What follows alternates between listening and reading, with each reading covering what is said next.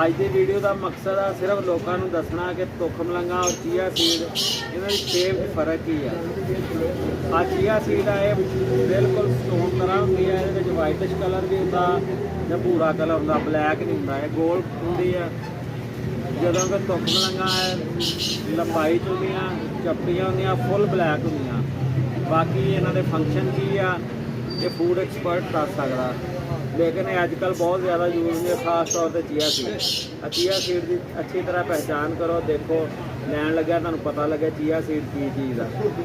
ਤੁਖ ਮਲੰਗਾ ਦੁਬਾਰਾ ਦੇਖ ਲਓ ਤਾਂ ਕਿ ਲੈਣ ਲੱਗਿਆ ਪਰੇਸ਼ਾਨੀ ਨਾ ਬਣੇ।